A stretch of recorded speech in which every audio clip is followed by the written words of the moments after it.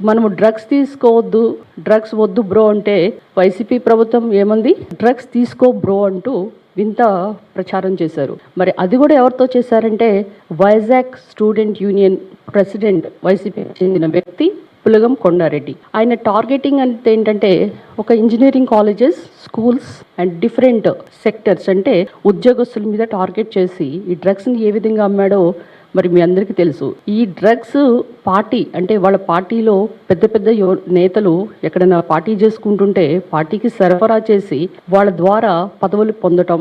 ఈ పదవి వచ్చింది ఆ డ్రగ్స్ ఆయన సప్లై చేయటం వల్ల.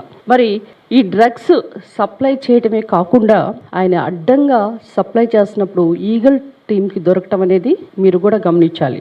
ఆ యొక్క ఈగల్ టీం దొరికిన ఈ పులగం కొండారెడ్డిని జగన్మోహన్ రెడ్డి ఏం చేశాడమ్మా, ఆయన నెత్తి మీద పెట్టుకొని కనీసం సస్పెండ్ కూడా చేయలేదు. అంటే డ్రగ్స్ తీసుకోండి, మీరంతా సర్వనాశనం అయిపోయింది, యువత యూఫోరిక్ వెళ్ళిపోయి రకరకాలైన హత్యలు, తర్వాత వాళ్ళ పార్టీలో ఉన్న వాళ్ళందరే దొంగల పార్టీ, అంతేకాకుండా హత్యలు చేసిన పార్టీ మనుషులు. అలాంటి వాళ్ళని ఇంకా ఎంకరేజ్ చేస్తూ ఇక రపా రపా అనుకుంటూ ఏ విధంగా వాళ్ళు వింత పోకడలు పోతున్నారో మీ అందరికీ తెలుసు.